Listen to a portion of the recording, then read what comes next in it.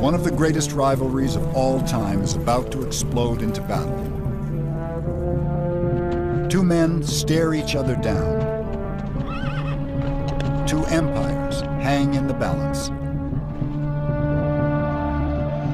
20,000 men will die by the sword.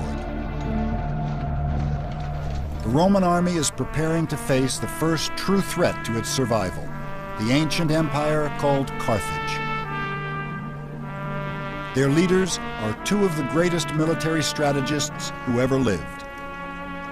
The fearsome African called Hannibal, and the bold young Roman named Scipio. Whatever its outcome, their contest will change the face of the world for all time.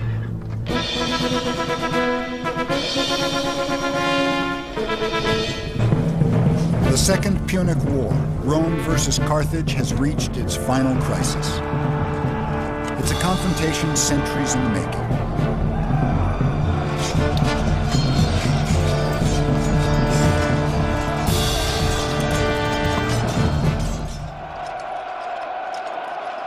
The Roman legions have been a formidable fighting machine since their earliest days.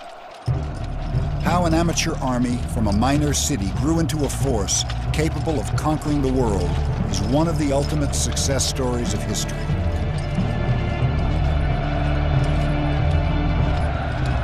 In the early years, Rome was a democratic republic, its military an army of citizens. For centuries, it was the proud duty of every landowning Roman to serve in the name of the eternal city. The citizen militia was a true state army.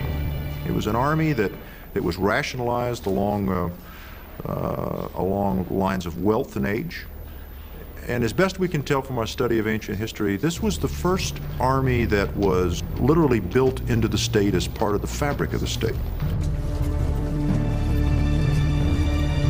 Even though these citizen soldiers were not professional fighting men, they were the best trained forces the world had ever seen. They seem to have been born with weapons in their hands. Never did they take a break from their training. Their maneuvers are like bloodless battles, and their battles blood-stained maneuvers. Victory comes sure and certain. Josephus. In the early centuries, Romans claimed their warfare was mostly defensive, that they were only protecting themselves against their enemies, real or perceived.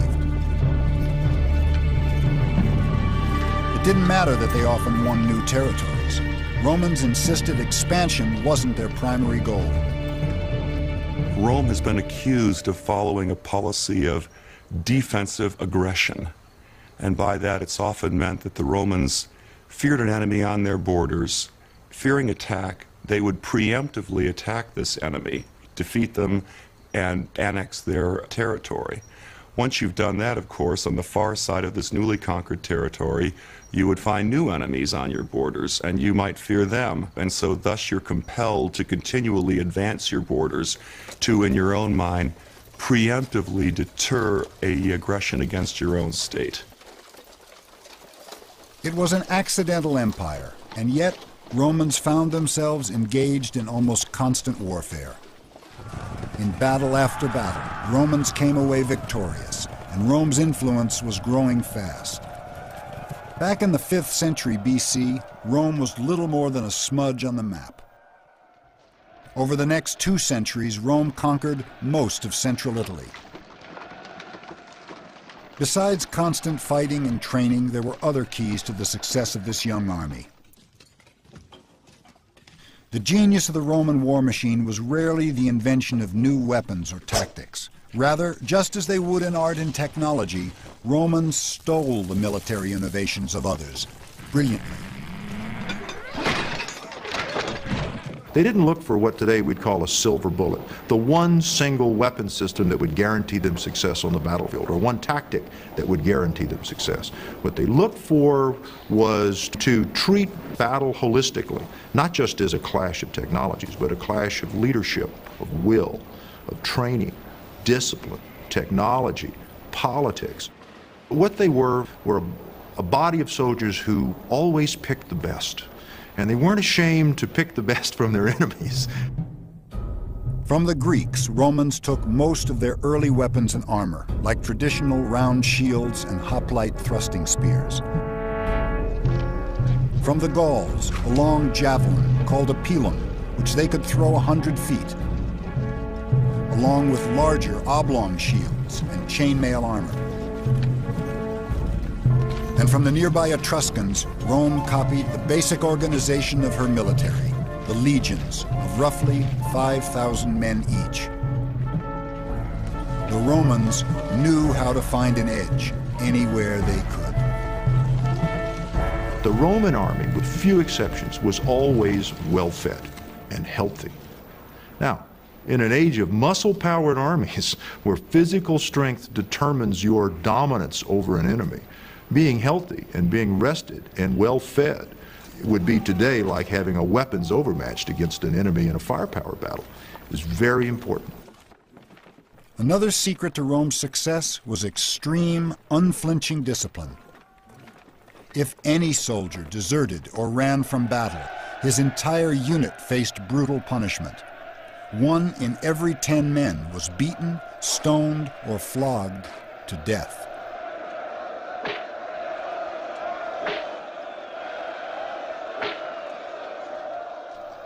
Every Roman soldier knew retreat was never an option. It was a policy that often made the difference between victory and defeat.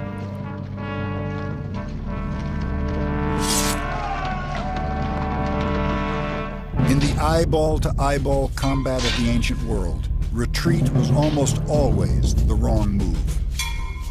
2 men armed with swords and shields find it surprisingly difficult to seriously wound or kill each other.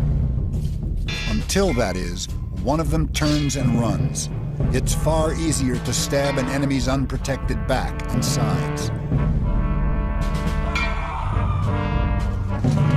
And so, the bloodiest slaughters occurred when an army panicked, turned their backs, and ran. Thanks to their unwavering discipline, the great Roman legions just didn't panic. By 260 BC, Rome controlled more than 52,000 square miles, the entire Italian peninsula south of the Po River, and she would not stop here. Rome's reach across the map was now bumping elbows with another, much older empire, Carthage. This powerful empire controlled much of North Africa, Spain, Sicily, and Sardinia. First settled by traders from what is now Lebanon, the city of Carthage was founded in 814 BC, before Rome was even a collection of mud huts. Called the Great Jewel of the Mediterranean, Carthage was rivaled by no other city on earth, least of all young Rome.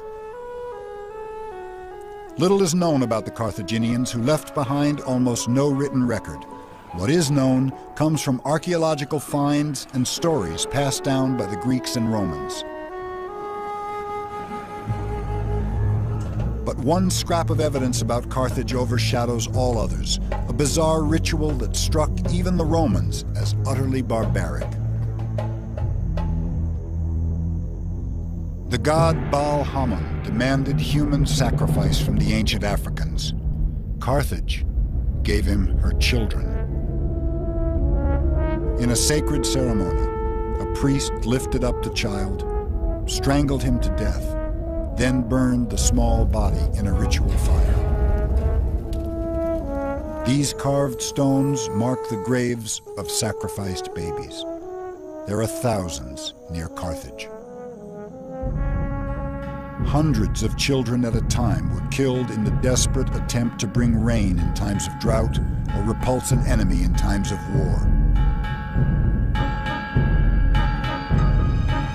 Romans claimed that child sacrifice was the root of Rome's hatred for Carthage. More likely, the African Empire simply stood in Rome's ambitious way.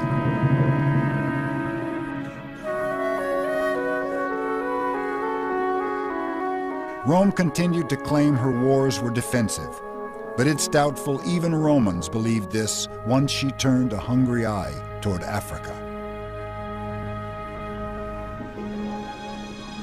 265 BC. The First Punic War with Carthage seemed horribly one-sided. Carthage was a great sea power, and Romans had never fought a single battle at sea.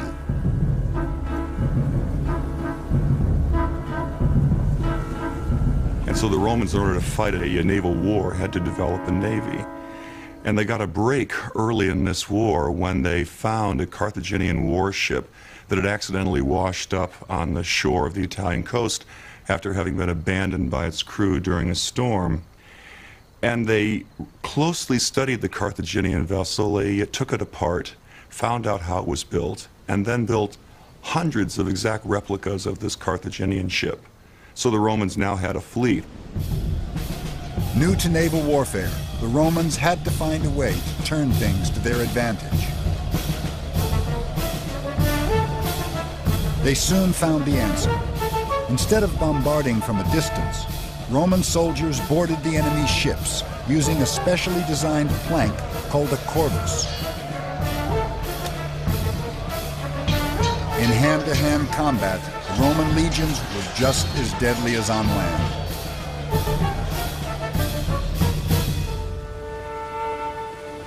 It took 23 years of fighting, but the Romans won the First Punic War in 241 BC.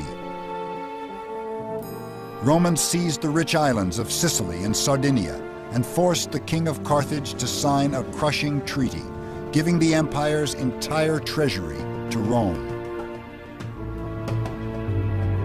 It's said a young boy witnessed his people's humiliation that day. The son of a Carthaginian general looked on, bitterly, vowing revenge. The child's name was Hannibal.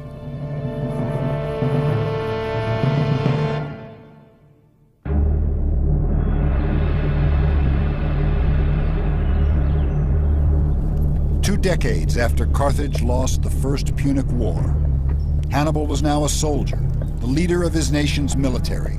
He was 25 years old and already a great warrior. Fresh from the conquest of Spain, he reminded his troops of his promise to punish Rome. Year after year you have fought with me and won. Steel your hearts to march forward, to halt only at the walls of Rome. But attacking Rome wouldn't be easy. No longer in control of the Mediterranean, Hannibal would have to make the journey by land, crossing the Alps with 40,000 men and 37 elephants. Autumn, 218 BC. Man and beast trudge for months over cruel terrain. Their serpentine parade stretches more than 15 miles. Hannibal's troops are professional soldiers, well-equipped and well-trained, and yet the long journey takes a grim toll. When they finally make it through the mountains, 1/3 of Hannibal's men are dead. Most of the horses and all but one of the elephants have perished, and yet the survivors march on. Even before the first battle, Romans see Hannibal as a potent threat. They never had to face a fiercer or more warlike foe. Carthage had long been an enemy of Rome, and they were bringing with them countless Spaniards, already battle-hungry, and would soon be raising Gauls with their insatiable appetite for blood. War was coming, and it would be fought in Italy in defense of the walls of Rome. Living. The Roman Senate raised 6 new legions, more than 30,000 men. The Second Punic War was begun. This time the deciding factor wouldn't be manpower, but strategy.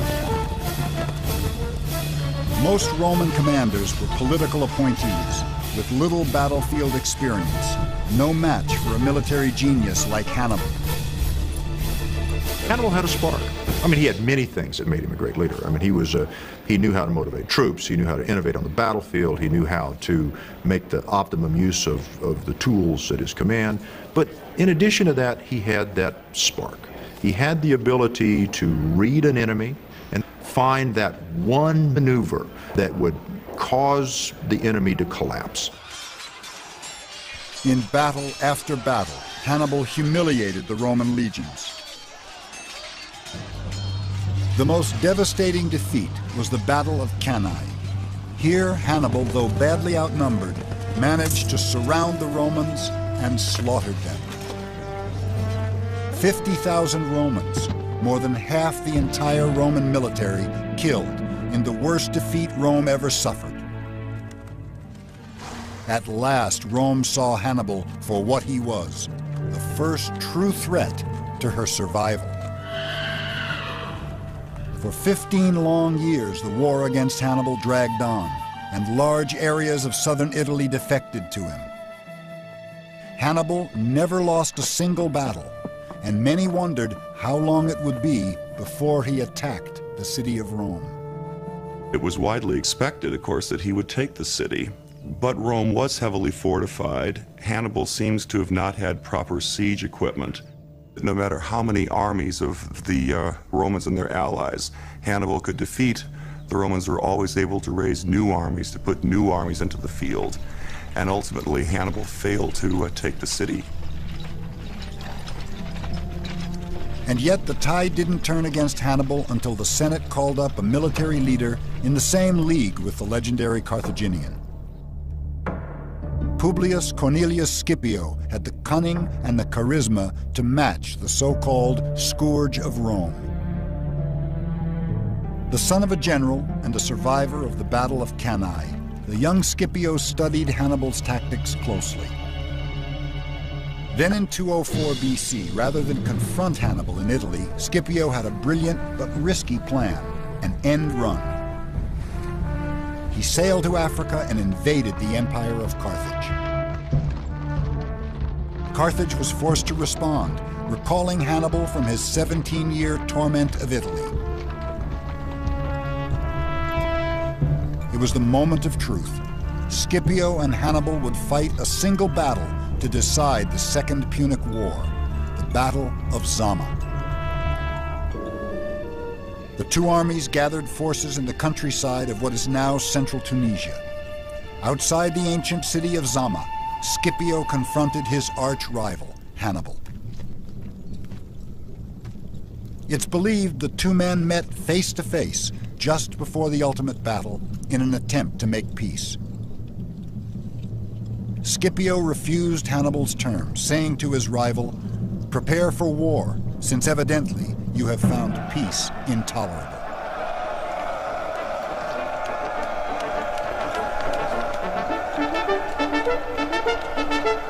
The two sides were well matched, with about 34,000 men each, but there were crucial differences.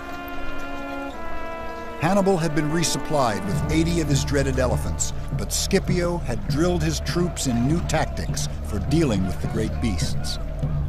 The Roman troops would form long corridors to funnel the charging elephants away from the front lines where they do the most damage. Scipio also had the support of thousands of local Numidian cavalry who defected from Hannibal. Renowned as the best cavalry in the world, the horsemen added to Scipio's edge.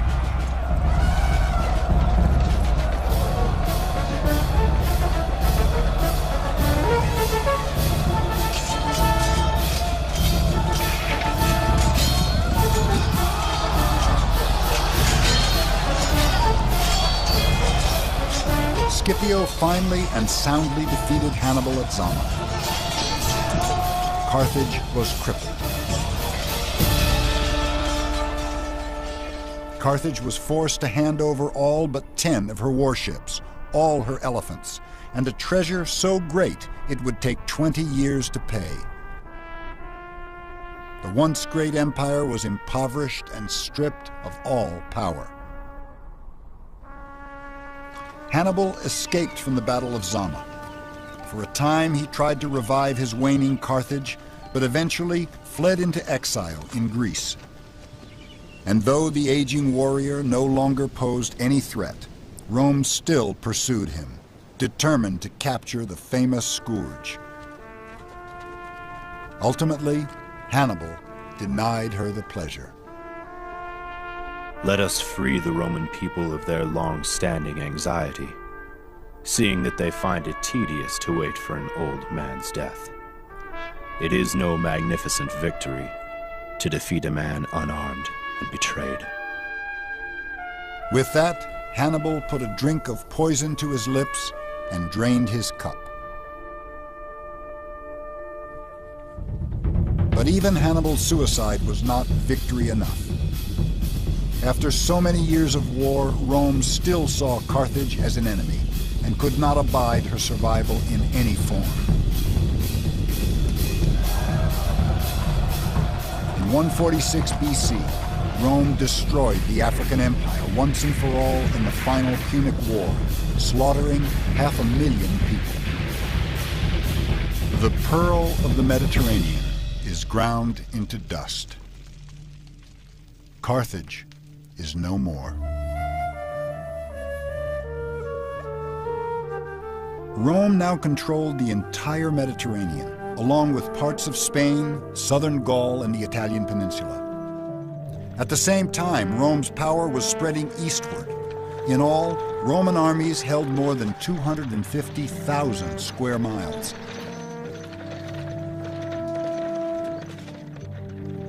In 3 centuries, a small backwater city had become a dominant world power.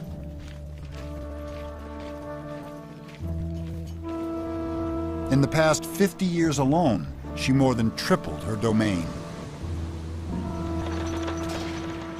Her military was the most successful fighting force the world had ever known. No power on earth could truly threaten her, and every nation in her reach had reason to fear. But success wasn't all it's cracked up to be.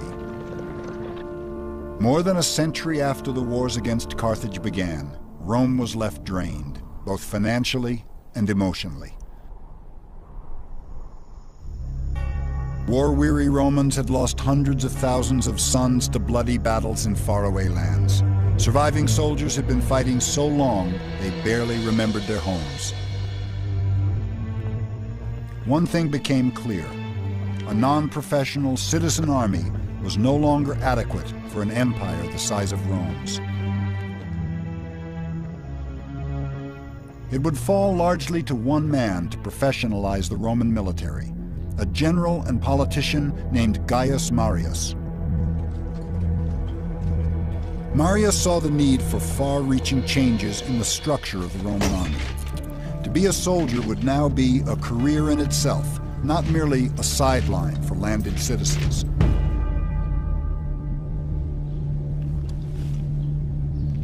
Marius recruited even the poorest Romans into the legions and issued them standardized equipment, making them the best outfitted soldiers in the ancient world.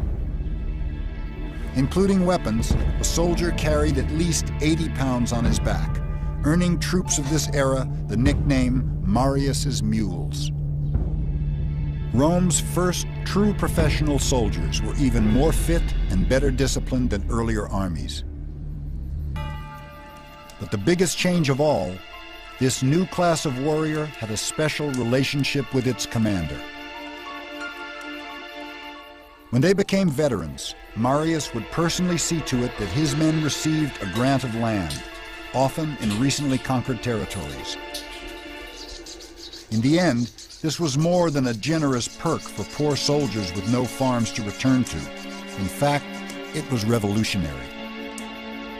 Suddenly, a soldier's first loyalty was to the general who recruited him and took care of him in old age, and not to the state. For the first time, the soldier looked to the general, not only for allegiance, but for pay, for retirement benefits, if you will. And then over time, then the army began to dominate the state rather than the state dominating the army. And that's the terrible legacy of Marius. Powerful generals now controlled their own private armies. Soon, they would use them however they saw fit, even against Rome herself.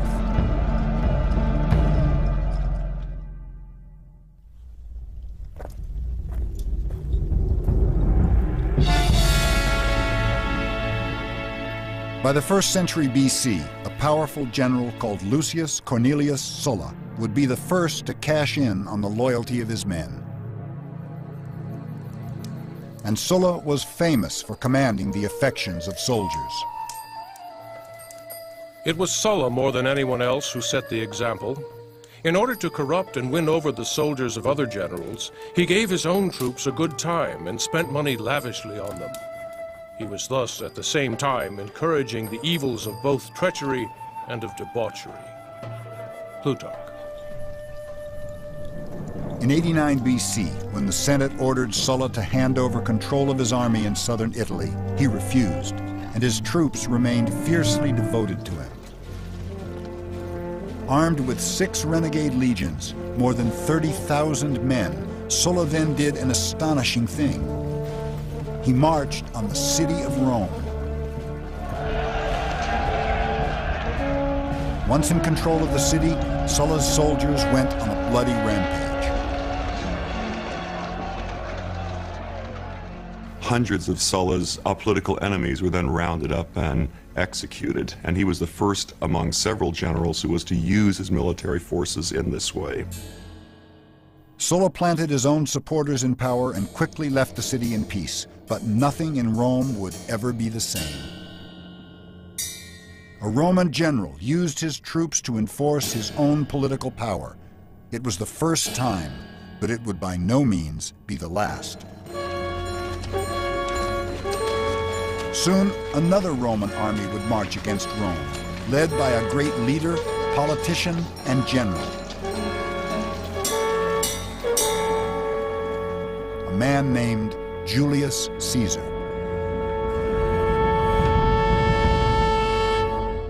He was a slightly built man with soft and white skin who suffered from headaches and was subject to epileptic fits.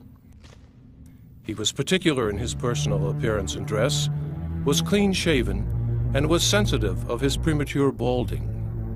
Plutarch. Shrewd and intense, the future dictator clearly saw his path to power. Only by victory on the battlefield could a politician hope to be taken seriously as a leader in Rome. Now 40 years old, Caesar needed a war to win, and the obvious choice was to make one of his very own in a place called Gaul. The Senate named Caesar governor of 3 provinces, Illyricum, Cisalpine, and Transalpine Gaul, the only parts of Gaul Rome controlled. Caesar hungered for the rest. The Gauls had long been the most powerful and successful people of northern and central Europe. By Caesar's time, they dominated the lands of modern France, England, and Ireland. The Romans considered them barbarians, but Gallic culture was actually quite advanced. And yet, what the Gauls were most famous for was their bloodlust in battle. They excelled in psychological warfare. They wore body paint and caked their hair with lime and mud, terrifying the methodical Romans. 5 million Gauls stood between Caesar and the glory he craved. If he could add the lands of modern France to Roman territory, he would hugely increase his reputation and his power. In 58 BC, on the excuse of stopping a Gallic tribe from entering Roman territory, Caesar moved his legions into Gaul.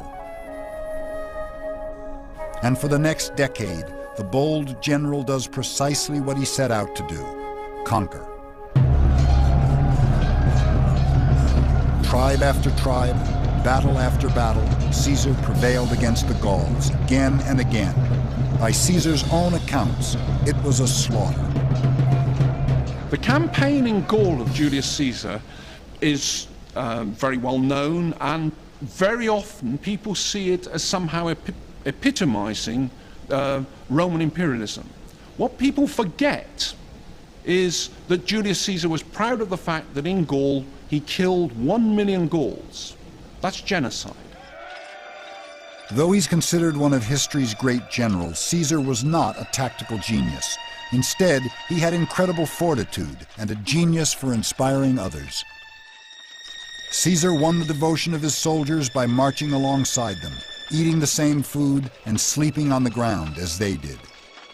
He forged a military machine during these campaigns, the likes of which had not really been seen prior to this in Roman history. He built an army composed of troops that were fanatically loyal to him, particularly the legionary infantry who fought along with him.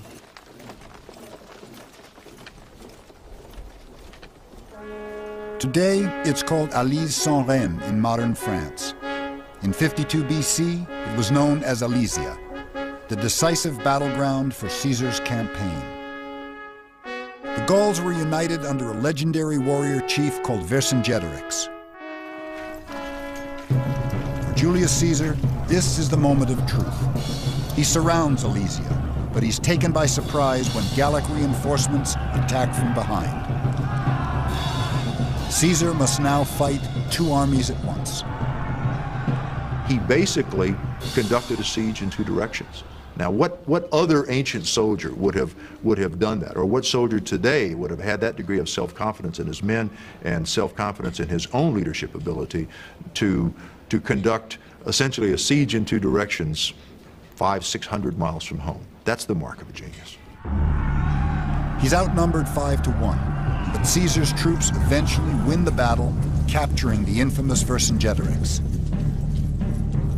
It was the last stand for the Gauls, and it made Julius Caesar one of the two most powerful men in Rome and the world. The other was a general and politician named Gnaeus Pompey, long a rival of Caesar's. The ambitions of these two men would soon launch Rome headlong into a bloody struggle for her own survival.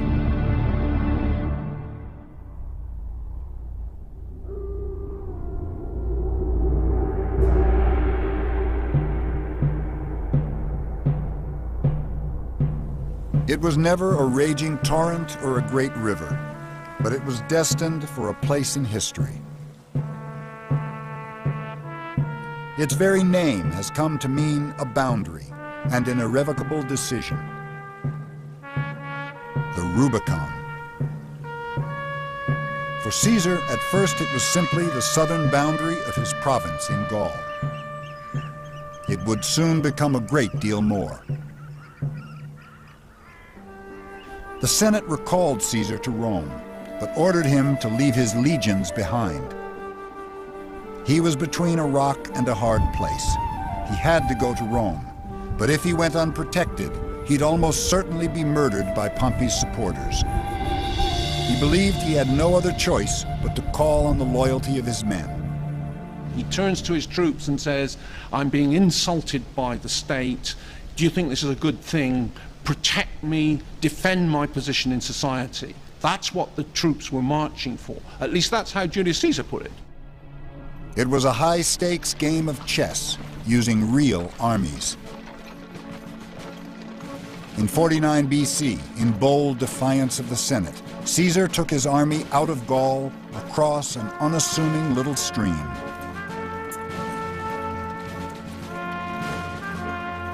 We can still turn back, but once we cross that little bridge, we will have to fight it out. The die is cast. Julius Caesar. The moment his army crossed the Rubicon, his intent became obvious to all. Caesar was marching on Rome and into civil war. The army of one Roman general against another, legion against legion. Caesar defeated Pompey, but the bloody struggle for power raged on. Even after Caesar was stabbed to death by the Senate in 44 BC, civil war and anarchy tore Rome apart. For 2 decades, Romans by the thousands died by Roman swords as one general after another entered the fray. Agrippa, Lepidus, Dolabella, Brutus, Cassius, Mark Antony, and Cleopatra against Octavian. Until one man emerged triumphant. He called himself Augustus, Rome's first emperor. The Republic was dead. Rome was now officially an empire, ruled by a sole dictator. The army at last had a single commander, and Rome at last had peace. The imperial army under Augustus, the first emperor, took an oath of allegiance, not to the Senate, not to the people of Rome, but to the emperor personally, a personal oath of allegiance. The emperor provided the pay, the emperor provided the land that veterans could expect to get after service. So the army was tightly bound to the person of the emperor himself. For a time, Augustus solved the crisis of the army's loyalty by making himself the sole commander. Rome's first emperor understood that you had to control the military to control Rome.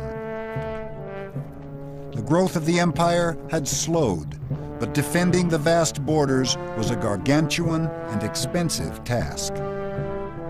What Augustus sensed was that simply that the Roman Empire had spread too far too fast, and that the military was stretched to the limit in trying to defend that huge expanse of territory. So he paused. For perhaps the first time, Rome begins to realize that her expansion is not limitless. In his will, Augustus himself warns future rulers about the dangers of too large an empire. Roman territory continues to increase in the 1st century AD, but at a far slower rate. Augustus added Egypt and extended the northern border to the Danube. The Emperor Claudius finally added Britain in 43 AD, but lost some ground to later uprisings. Rebellions in the provinces were becoming far more frequent. More and more voices of dissent were rising from cultures who despised Roman tyranny as never before. The Romans are deadly.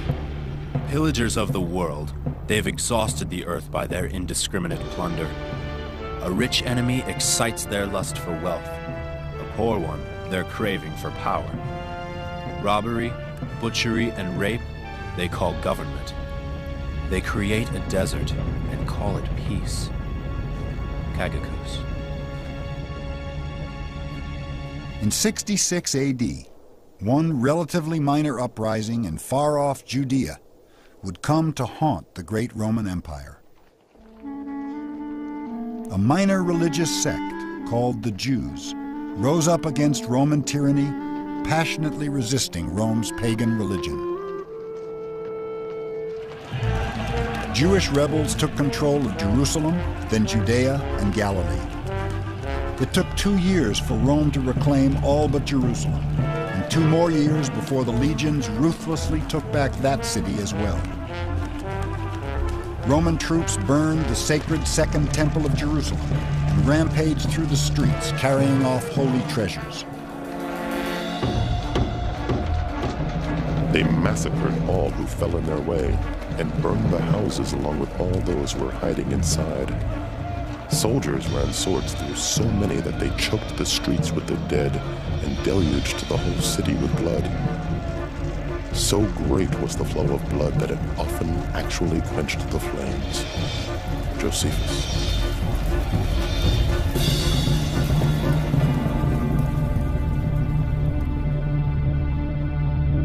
By 74 AD, the Jewish cause seemed lost, and yet one last group of rebels refused to surrender, holding out in a mountaintop fortress, a spectacular stronghold 1,400 feet above the Dead Sea, Masada. Entrenched atop this mountain, 960 determined rebels looked down on an entire legion of 5,000 Roman soldiers. The haunting outlines of their camps can still be seen today. The Roman forces were experts at siege warfare, relying on catapults, stone throwers, and firebrands.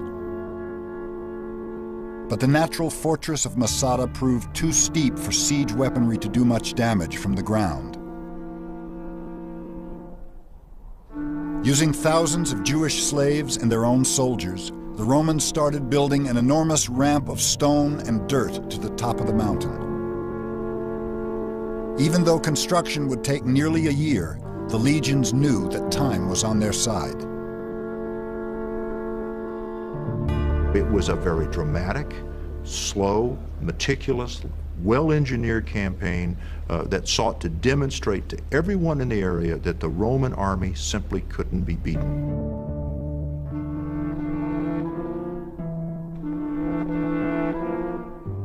4 years after the fighting began, the ramp was complete. Romans bombarded the fortress and set it ablaze.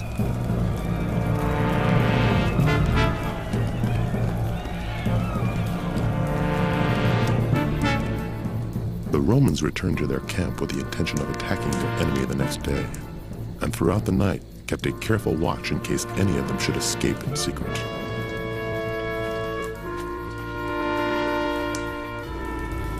But there would be no final battle. In a sense, the Jewish zealots did escape defeat and death by Roman arms. Long ago, we resolved to serve neither the Romans nor anyone other than God himself. We have never submitted to slavery, and we must not now. Let our wives die unabused, our children without any knowledge of slavery. Ben Yair. They drew lots, choosing 10 men from among them who would slay all the rest. Then they offered their necks to the stroke of those who executed that melancholy task. And he who was last of all examined those who lay on the ground, and with a great force of his hand ran the sword into his body up to the hilt.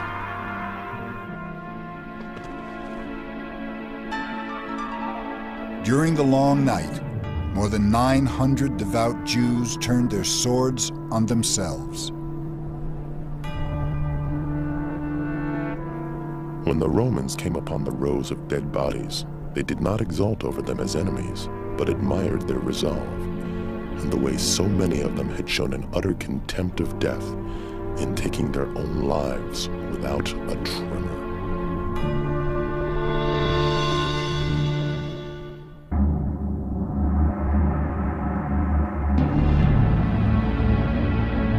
Revolts like Masada posed no real threat to Rome's supremacy, but they began to spark a change in the military's role. Scattered uprisings continued to trouble the empire, little by little turning Rome's great army of conquest into an army of occupation. Trajan was the last Roman emperor to substantially add to the empire. Under his rule in 117 AD, the Roman Empire reached 2 million square miles. Trajan added modern-day Romania, Armenia, and lands to the east, expanding the empire to its greatest size ever. He briefly held territory as far east as the Persian Gulf. The legions now patrolled a vast frontier, from the edge of the Sahara Desert to the frigid Carpathian Mountains. From this point onward, Rome concentrated on shoring up her empire. The days of conquest were over. It was the Emperor Hadrian who formalized this policy. Hadrian gets a sense of unease that he has pushed the empire out to its limits, and he did two things. He pulled the army back from its overextension, and then he built a series of beautifully engineered fortifications. The most famous of these barriers is Hadrian's Wall in northern Britain, where remains of the 73-mile-long chain of forts still stand nearly 2,000 years later. But walls proved only partially successful against a threat that would torment the Roman Empire until the very end. The Romans have a single word for all peoples without a written language. They call them barbarians. We tend to think of the barbarians as a collection of Conan the Barbarian and his buddies coming across the frontier waving their double-handed axes. This is quite far from the truth. By the time that the barbarians come across the frontiers, they're beginning to be Romanized. What these people wanted first and foremost was a place within the empire for themselves. No one knows exactly why they began to pour into southern Europe during the 2nd century AD. Perhaps climate changes or population growth. Perhaps the lure of the empire itself brought tribe after tribe into Rome. Little by little, pressure mounted on nearly every frontier. When German tribes attacked Rome's borders in 166 AD, it marked a bleak milestone. For the first time since Hannibal's invasion, the Roman Empire was on the defensive. For the next century, wave after wave of migrating peoples followed the Germans into Roman territory. Goths, Franks, Persians, Parthians, Visigoths, and more. And the edges of the empire would crumble until there was no more Roman Empire to penetrate. The dam had sprung not one, but 1,000 leaks. And by the 3rd century AD, barbarians were only one of the empire's mounting crises.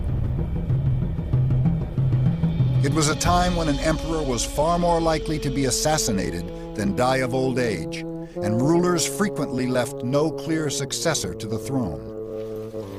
Once again, the affections of the individual legions became central to political power. There came a point where the loyalty of the army became suspect, particularly in the 3rd century AD, when the empire, faced by barbarian incursions on the frontiers, faced by plague, by rampant inflation, some armies proclaimed their own commanders emperor and then marched on Rome, trying to seize power. It was a recipe for anarchy and disaster. Feuding legions proclaimed 30 different emperors in a period of just 23 years. Civil wars broke out frequently over who the true emperor was. Throughout much of the 3rd century, Roman armies were often engaged in fighting one another rather than in guarding the frontiers and protecting the security of the empire as a whole. The period of the so-called barracks emperors, the period of military anarchy, is a very interesting period to modern scholars, because I think what it shows is moral collapse of the military leadership in the Roman Empire. And it's a question of allegiance. If the army becomes more important than the state, then ultimately both the army and the state are doomed. And that's a terrific lesson for all of us in this day and age. Meanwhile, Rome's impressive record in battle was slipping. Apparently, the great legions had lost their edge. Many people are very keen to criticize the Roman army in the 3rd century because it suffered military defeat after military defeat. But we do need to remember that the Roman army had not fought an offensive battle for nearly a century. The Roman army had been patrolling the frontiers, not fighting wars. The low point came in 260 AD. The Emperor Valerian has spent his entire career fighting the Persians to the east with limited success. With his troops ravaged by war and disease, he's forced to do something no emperor has ever done: negotiate. But when Valerian arrives in modern-day Iraq to talk peace, he's taken prisoner. The emperor of the Roman Empire is made to kneel down on the ground before his conquerors, so the Persian king Shapur can step on his neck. It's a devastating blow to Roman pride. Shapur took the defeated Valerian back to his capital, and there, when he died, had him flayed, his skin dyed crimson, and he was stuffed and displayed in the chief temple. For Romans, it was a symbol of their utter military humiliation at the hands of a foreign power. It was not the end for Rome, not yet. But it was the beginning of the end. The Roman legions were no longer the invincible fighting machine that once conquered the world. The frontiers of the empire were no longer impenetrable. And Rome herself could no longer be said to rule the world. Less than a century after the first barbarians crossed into the empire, one ancient Roman saw this momentous time for what it was.